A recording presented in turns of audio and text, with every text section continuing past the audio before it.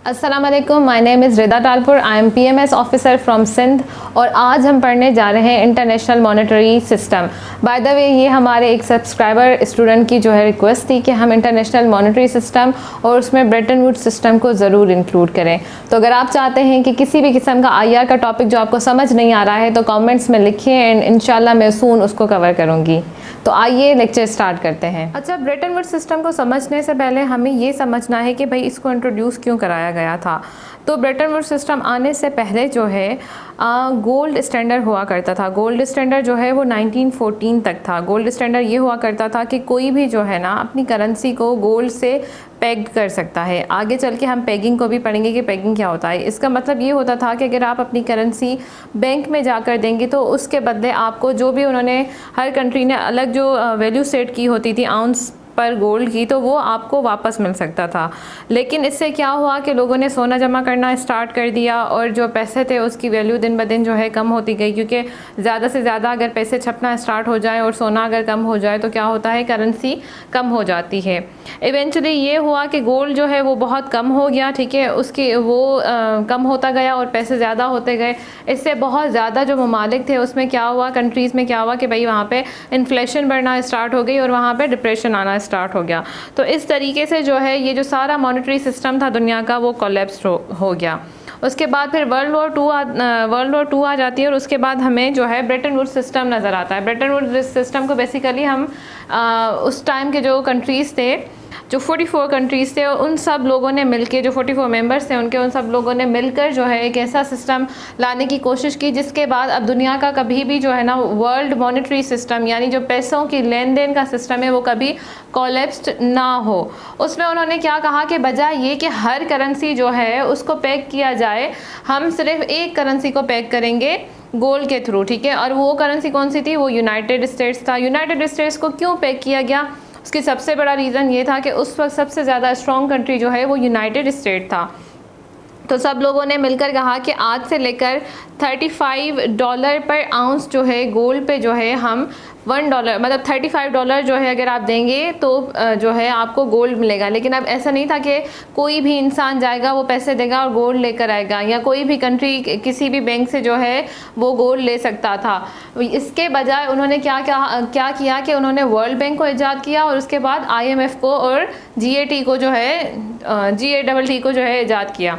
So anyways, जो world bank था उसको इसलिए किया गया कि जो डेवलपमेंट हो रही थी ममालिक में, उनको जब उसकी थोड़ी बहुत कमी हो जाए, मतलब उनके पैसे कम हो जाए, तो फिर वो वर्ल्ड बैंक से जाके उसका उधार ले सकते थे। और जबकि IMF जो था उसको इसलिए जो है इस्टेब्लिश किया गया था कि जब भी बैलेंस ऑफ पेमेंट यानी कुछ ममालिक ऐसे हों जिनके पास पैसे कम पड़ जाएँ, वो दूसरे कंट्रीज़ को पे नहीं कर सकते हैं, तो वो उनसे जो है उधार ले सकते हैं। टेक्निकली ये बहुत एक कॉम्प्लिकेटेड सिस्टम था जिसमें ये था कि अब सारे के सारे जो कंट्रीज़ थे उनको डॉलर के हिसाब से चलना था।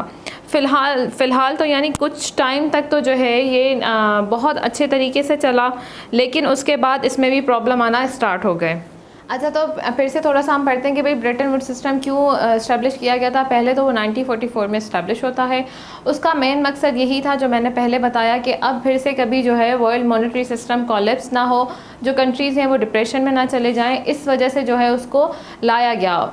और इसके बाद क्या था, फाइनेंशियल सिक्योरिटी और स्टेबल सिचुएशन, यानी इस किस्म के उन्होंने रूल इंट्रोड्यूस करा जिससे उन्होंने एटलीस्ट उस टाइम उन लोगों ने ये सोचा था कि कम से कम जो है फाइनेंशियल सिक्योरिटी होगी। अब जो IMF था उसके उन्होंने बहुत ज़्यादा रूल इंट्रोड्यूस करा जिसमें ये था कि जब भी कभी कोई भी कंट्री जो है उसको बैलेंस ऑफ पेमेंट का इशू होगा तो फिर कुछ सर्टन रूल्स के थ्रू जो है उसको पैसे दे दिए जाएंगे ताकि वो अपना बैलेंस ऑफ पेमेंट जो है क्लियर कर दे। अब मसला ये था कि बैलेंस ऑफ पेमेंट क्लियर करने से पहले ये था कि क्योंकि सारे कंट्रीज़ जो थे जब भी US डॉलर जो है वो जाके देते, यानी उस US से जब भी वो जो है ट्रेड करना चाहते तो वो US डॉलर देकर उनसे गोल्ड ले सकते थे। आगे चलकर जो है 1960s और 70s में ये इशू होने लगे कि फ्रांस जो था, लेट्स से फ्रांस जो था उसने बहुत ज़्यादा अपना गोल्ड जमा करना स्टार्ट कर दिया। इसके अलावा US जो था उसने बहुत ज़्यादा जो है नोट छापना स्टार्ट कर दिया क्योंकि उसकी डिमांड जो थी वो बहुत ज़्यादा बढ़ गई थी। लेकिन उसके बाद क्या हुआ कि सारे कंट्रीज़ ने जो है वही पैसे मार्केट में डंप करना स्टार्ट कर दिए। मार्केट में छोड़ के गोल्ड लेना स्टार्ट कर दिया। अब इससे क्या हुआ कि ख़ुद जो अमेरिका का सिस्टम था, अमेरिका की जो इकोनॉमी थी, उसको ख़तरा लाहक हो गया था। और इससे दूसरी बात ये हुई कि जो अमेरिकन डॉलर था उस पर कॉन्फिडेंस ख़त्म होता जा रहा था। तो आगे इन मसलों की वजह से पहला तो ये मसला था कि भाई जो गोल्ड था उसे वो बार बार कन्वर्ट करा रहे थे, वो ज़्यादा से ज़्यादा कन्वर्ट करा रहे थे। सेकंड ये था कि जो IMF ने जो रूल्स रखे हुए थे कंट्रीज़ के लिए, उसमें जो है हर कंट्री को मजबूरन, क्योंकि वो सारे के सारे पेग किसके साथ थे, वो थे डॉलर के साथ, यानी डॉलर के साथ वो जो है कंपटीशन में थे। तो उसकी वजह से जो है उनको बार बार अपनी जो करेंसीज़ थी उनको डी वैल्यू करना पड़ रहा था, यानी ओवरऑल जो ममालिक थे, जो बड़े ममालिक थे, उनको नुकसान हो रहा था। इस वजह से सब लोग इस सिस्टम की मुखालफत करने लगे और इवेंचुअली ये जो सिस्टम था वो कोलैप्स हो गया। इसका गोल क्या था? इसका गोल था कि जो रेगुलेशन होनी चाहिए और लीगल ऑब्लिगेशन जो IMF के थ्रू उन्होंने इंट्रोड्यूस कराए थे। IMF का हम पूरा लेक्चर जो है वो इंशाल्लाह जो नेक्स्ट लेक्चर होगा उसमें वर्ल्ड बैंक और IMF को बहुत डिटेल में पढ़ेंगे ताकि आपको ज़्यादा से ज़्यादा उसको समझ आ जाए। और उसके बाद क्या था कि उन्होंने सेट किया था कि स्टैंडर्ड, इससे पहले जो है हर कंट्री अपना स्टैंडर्ड खुद सेट करता था, लेकिन अब सारे जो 44 स्टेट्स थी उन सब मेंबर्स ने मिलकर कहा कि नहीं, अब एक ही जो है ना स्टैंडर्ड हम रखेंगे।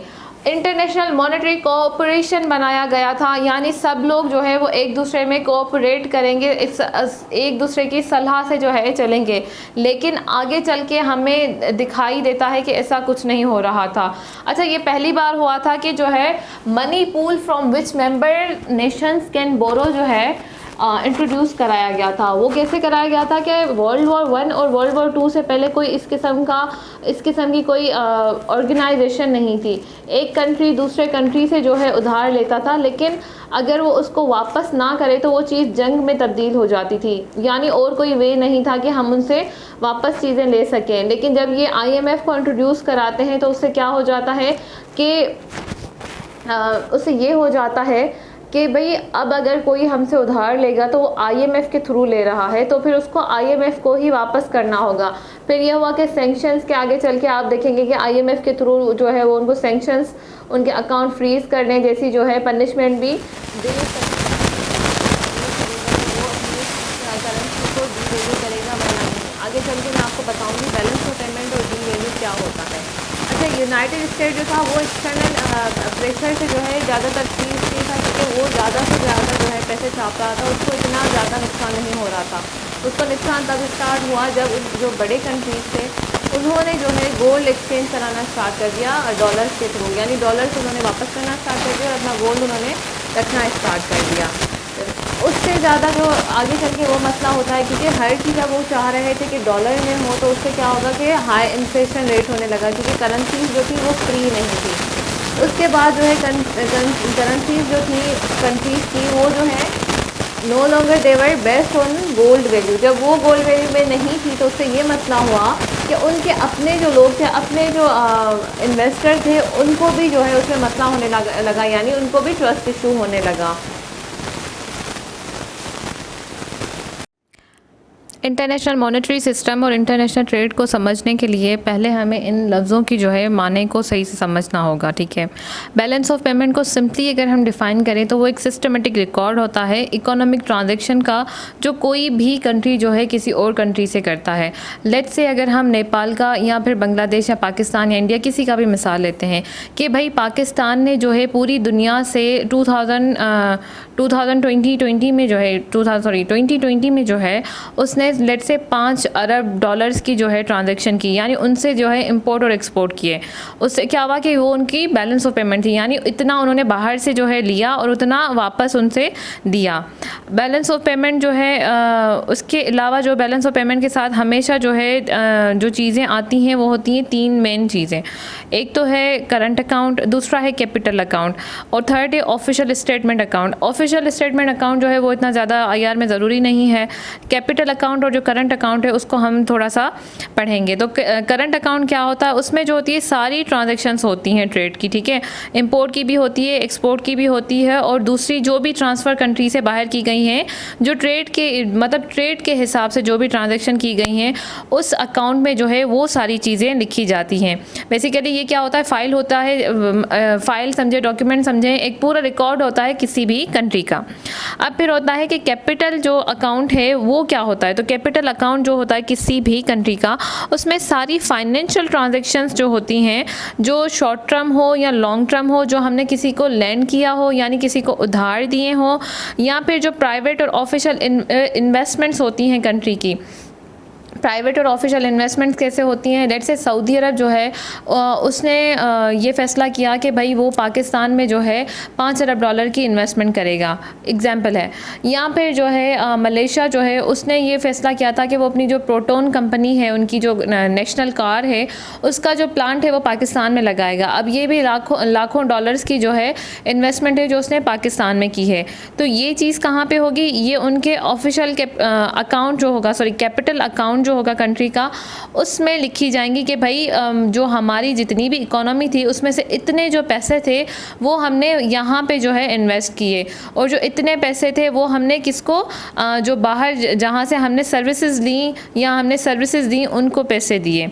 तो ये एक सिंपल सी जो है डेफिनेशन थी बैलेंस ऑफ पेमेंट की, और साथ साथ जो है करंट अकाउंट की और कैपिटल अकाउंट की।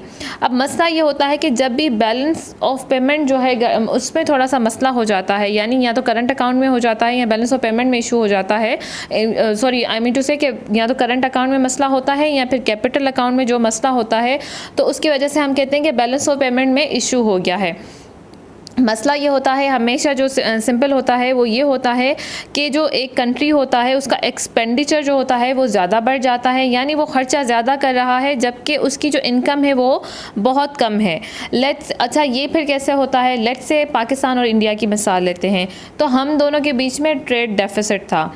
ट्रेड डेफिसिट ऐसे था कि पाकिस्तान जो चीज़ें इंडिया को बेच रहा था वो $1 मिलियन की थी, लेट्स से $25 मिलियन की थी, जबकि जो हम इंडिया से ले रहे थे चीज़ें वो $1 बिलियन की थी। तो अब ट्रेड डेफिसिट कितना हुआ, 75, यानी $75,000 या 75 मिलियन जो थे वो हम जो है अपनी जेब में से दे रहे थे, जबकि हम जो कमा रहे थे वो सिर्फ $25 मिलियन थे।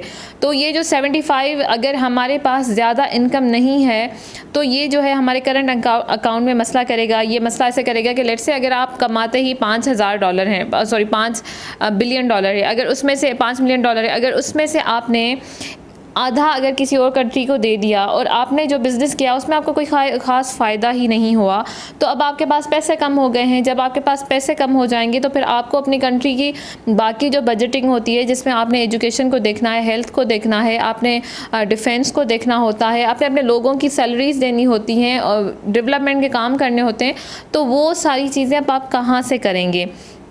जब भी कभी ये इशू आता है किसी भी मुल्क के पास, तो फिर देन अगेन जो हमने पीछे पढ़ा, जो IMF का ब्रेटन वुड्स सिस्टम में था, ब्रेटन वुड्स सिस्टम इटसेल्फ जो है कोलैप्स हुआ था। वो कोलैप्स ऐसे हुआ था कि अमेरिका ने 1971 में कहा कि अब जो है गोल्ड जो है उसकी कोई बेकिंग नहीं होगी, यानी गोल्ड बेकिंग नहीं होगी डॉलर की। अब जो डॉलर होगा वो ऐसे ही अगर आप ख़रीदते हैं तो वो आपकी ट्रस्ट पे होगा, बाकी हम कोई भी गोल्ड अब आप नहीं देना, हम नहीं देने वाले हैं, ठीक है। तो इस वजह से जो है क्या हुआ कि जो डॉलर थी, अच्छा उसके साथ एक और भी चीज़ हुई थी। जब 1971 में जब ये कोलैप्स होता है तो उसके साथ जो पेट्रो डॉलर का कंसेप्ट इंट्रोड्यूस होता है। रिचर्ड निक्सन आई बिलीव उस टाइम के प्रेसिडेंट थे, उसने हेनरी किसिंजर जो उसका वाइस प्रेसिडेंट था उसको भेजा था सऊदी अरब। जब वो सऊदी अरब जाते हैं तो वहाँ पे जो है वो हाउस ऑफ साउद से जो है एक डील करते हैं, जिसमें वो कहते हैं कि आज के बाद आप सिर्फ अपना ऑयल जो है वो डॉलर में बेचेंगे, क्योंकि उन्होंने गोल्ड की तो वैसे ही जो है गोल्ड स्टैंडर्ड को ख़त्म कर दिया था। तो उन्होंने क्या किया, अमेरिका ने बहुत ही स्मार्टली ये काम किया कि उसने सऊदी अरब से ये डील कर ली कि भाई आपने जो है ये चीज़ करनी है, उसके बाद क्या होना है कि हमने आपको हमेशा सिक्योर रखना है, आपकी सिक्योरिटी जो है, आपकी जो मिलिट्री इक्विपमेंट्स है वो हमारी ज़िम्मेदारी है, यानी सबसे बेहतर हम आपको ही बेचेंगे सबसे पहले। जब ये हो जाता है तो उससे क्या होता है कि सारे जो कंट्रीज़ थे उनको मजबूरन फिर से उनको डॉलर ही लेना पड़ा। जैसे मैंने पहले कहा कि कुछ कंट्रीज़ ऐसे थे जो वापस जाना चाहते थे अपनी करेंसी की तरफ, तो अब वो उसकी तरफ कभी वापस नहीं जा सकते थे। अब उनका जो बैलेंस ऑफ पेमेंट का इशू था वो उससे भी ज़्यादा हो गया, लेकिन ब्रेटन वुड्स सिस्टम सिर्फ इस हिसाब से कोलैप्स हुआ था। IMF जो था वो इंटैक्ट था, और इसके अलावा वर्ल्ड बैंक जो था वो भी वहीं का वहीं था। तो हम फिर अब वापस आते हैं कि बैलेंस ऑफ पेमेंट जो है वो कैसे सही होगा। अच्छा, बैलेंस ऑफ पेमेंट भी दो किस्म के होते हैं, एक होता है टेम्प्रेरी और दूसरा होता है परमानेंट। टेम्प्रेरी ये है कि हमने बहुत ज़्यादा चीज़ें जो है एक साल में ले ली हैं, लेकिन हमें पता है कि दूसरे साल जो है हम जितना उसमें से ट्रेड करेंगे, तो जो हमने लेट्स से $75 मिलियन हमने जो है ज़्यादा खर्च कर दिए थे इंडिया की तरफ, तो अब 2021 में जो है इंडिया जो है वो हमसे जो है $110 मिलियन की चीज़ें लेगा। ये जो है जो कंट्रीज़ होते हैं उनको वैसे ही अंदाज़ा होता है कि हमारी इतनी प्रोडक्शन होगी और ये कंट्री हमसे इतना जो है समहाउ जो है ट्रेड करेगा। तो ये शॉर्ट टर्म हो गया, ठीक है। कुछ कंट्रीज़ का शॉर्ट टर्म होता है, लेकिन अगर हम पाकिस्तान की बात करें तो पाकिस्तान का balance of payment kind of जो है परमानेंट हो गया है। अब परमानेंट ऐसे हो जाता है कि कोई जो कंट्री है वो मुसलसल डेफिसिट में जा रहा है, यानी उसका बिजनेस ही अच्छा नहीं चल रहा है, उसका जो करंट अकाउंट है वो भी बिल्कुल खाली होता जा रहा है, जो उसका कैपिटल अकाउंट है वो कोई ऑफिशियल इन्वेस्टमेंट्स ही कहीं नहीं कर रहा है जहाँ से उसको पैसे मिले। देखिए, जो कैपिटल अकाउंट भी होता है उसकी जो इन्वेस्टमेंट होती है वो हमें फ़ायदे वाली इसलिए होती है कि अगर मलेशिया ने पाकिस्तान में अपना प्लांट लगाया है प्रोटोन का, तो पहली बात तो पाकिस्तानी जो है वो उनकी कारें ख़रीद करेंगे, तो ज़ाहिर है उसमें से जो भी टैक्स और जो भी चीज़ें कलेक्ट होगी, जो प्रॉफिट कलेक्ट होगा वो किसका होगा, मलेशिया का होगा। अब उनके कंट्री में जो है वो चीज़ ऑलरेडी एक सोल्ड आउट हो चुकी है, वो मज़ीद वहाँ लोग नहीं लेना चाहते हैं। इसी वजह से वो क्या करेंगे कि वो किसी और कंट्री में जहाँ पे वो चीज़ ना हो वहाँ पे इंट्रोड्यूस कराएंगे। जैसे एंटरप्रेन्योर जो होते हैं वो बिज़नेस करते हैं, बिल्कुल वैसे ही जो कंट्री होते हैं वो बिज़नेस करते हैं। तो ये डेफिसिट होता है बैलेंस ऑफ पेमेंट में कि आपके पास जो है पैसे एक साल के लिए कम हो तो फिर वो टेम्प्रेरी हो जाएगा, और अगर आप मुसलसल आपके पास कम है, आप बार बार IMF के पास जा रहे हैं, विच मीन्स कि आपका ये परमानेंट जो है बैलेंस ऑफ पेमेंट का इशू हो गया है। उसके बाद जो फोर्थ नंबर आता है उसको कहते हैं एक्सचेंज रेट। कि भाई एक्सचेंज रेट क्या होता है। सिंपल सी बात है, अगर मैं इंडिया से कोई चीज़ ख़रीद रही हूँ और इंडिया जो है हमें कोई चीज़ दे रहा है, तो हमारे बीच में कोई या तो कॉमन करेंसी होनी चाहिए, वो डॉलर होगा। अब जो वो कॉमन करेंसी की जो वैल्यू होती है कि भाई अभी लेट्स से अगर पाकिस्तान है उसको 165 रुपीज़ देकर $1 ख़रीदना पड़ता है, तो उसकी क्या रीज़न है कि वो 165 पे आ गया है। सबसे कॉमन रीज़न तो ये है कि भाई आपकी जो चीज़ें हैं वो इतना ज़्यादा वर्ल्ड मार्केट में बिक नहीं रही हैं, इस वजह से जो है आपके पैसों की वैल्यू कम हो गई है। सेकेंड होता है फ़ॉरेन रिज़र्व्स ये होता है कि हर मुल्क जो होता है वो डॉलर ख़रीद के कहीं और रख देता है, ठीक है, किसी और मुल्क में रख देता है।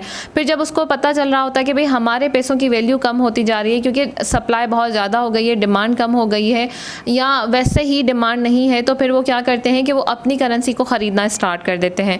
जब वो अपनी करेंसी को ख़रीदना स्टार्ट करेंगे तो उनकी जो वैल्यू होगा पैसे का वो थोड़ा ज़्यादा बढ़ जाएगा।